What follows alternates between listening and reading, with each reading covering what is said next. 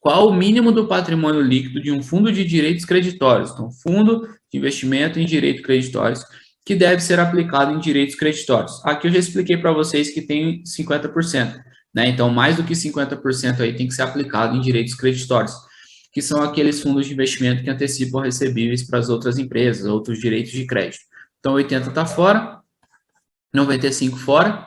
Eu posso lembrar que 80 ele é do renda fixa, ele é do cambial, do dívida externa. 95 é o de cotas, é o renda fixa simples.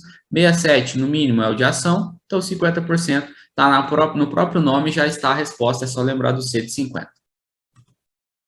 O IOF incide no resgate das aplicações em fundos de investimento, sem carência até o... Gente, o IOF é o Imposto sobre Operação Financeira, ele vai incidir ali sobre o rendimento, né, nessas aplicações financeiras, entre o primeiro e o 29º dia, numa alíquota regressiva, certo?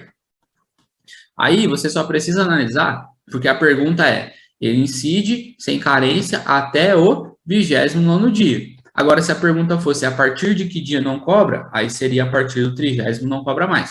Então, 28 fora, 31 fora, 30 fora. Resposta certa, alternativa A. Interpretação, hein? O fundo de índice, né, o ETF, fundo de índice, ETF, são atrelados a um determinado indicador de rentabilidade e possuem suas cotas negociadas na Bolsa de Valores. Qual o tamanho do lote padrão negociado desses fundos? Gente, o ETF é o Exchange Traded Funds, eles são negociados atualmente com uma cota e eles são transacionados dentro da B3, lembrando sempre que o ETF ele tem que aplicar 95% do patrimônio no indicador de referência, tá? Diferentemente, por exemplo, do FIP, que aplica 90%. Tá? Então, faça sempre essas análises para você não se esquecer. Não existe está fora, 1.000 cotas está fora, 100 cotas está fora, a resposta certa é ETF, negociado através de uma cota, beleza? E eles visam replicar o índice que eles estão atrelados. Pode ser o Ibovespa, pode ser Bitcoin, pode ser qualquer indicador de referência.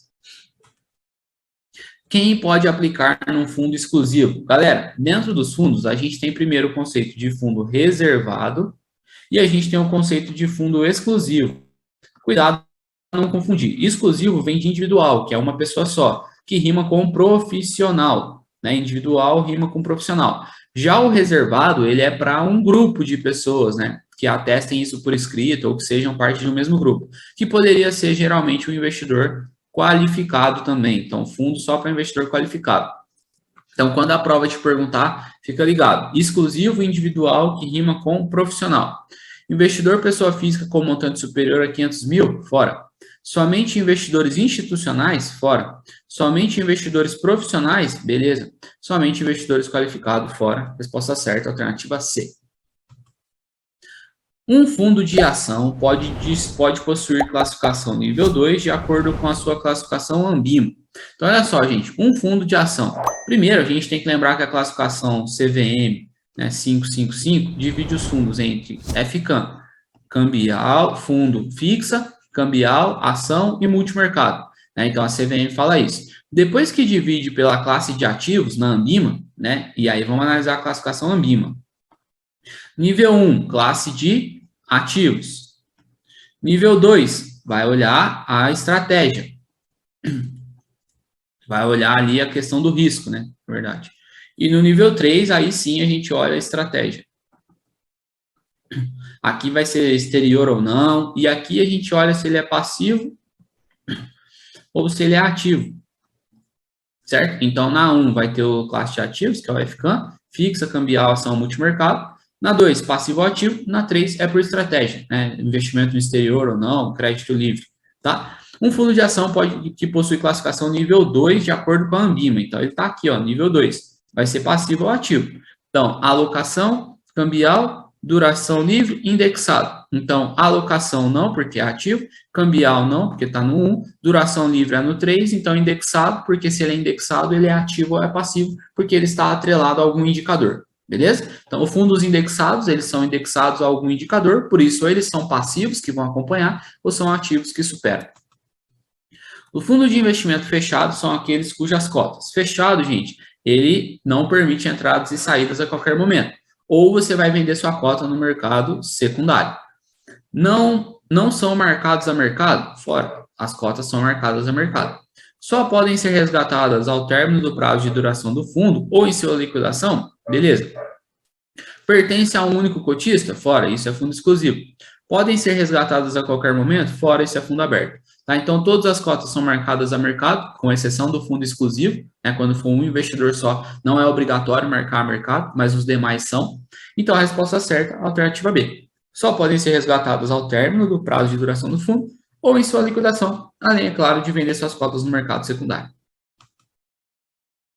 Um fundo de investimento aberto sem carência admite que? Então, identifica o produto, ó, fundo aberto e sem carência. Significa que você pode sair a qualquer momento. Então, vamos lá.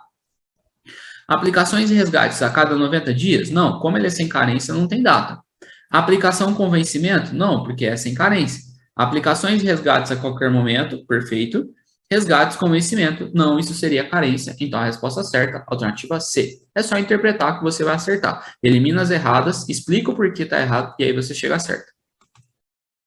O valor da cota de um fundo de investimento é calculado a partir da... Gente, valor da cota, ele é calculado pela fórmula, patrimônio líquido dividido pelo número de cotas. Sempre o que eu quero achar é o que eu vou dividir. Divisão do patrimônio líquido pelo número de cotas? Perfeito, é o que eu acabei de explicar.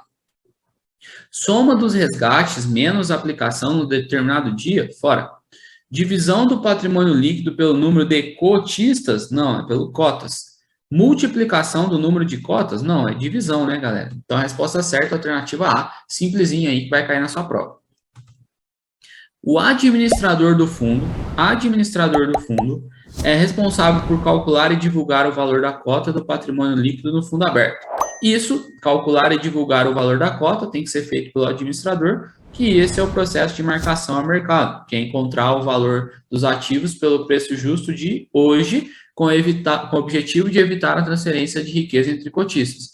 Então, não é mensal, não é quinzenal, diariamente perfeito, semanal está fora. Resposta certa, alternativa C. Lembrando que marcar a mercado é a mesma coisa que cotizar os ativos, que é encontrar o preço.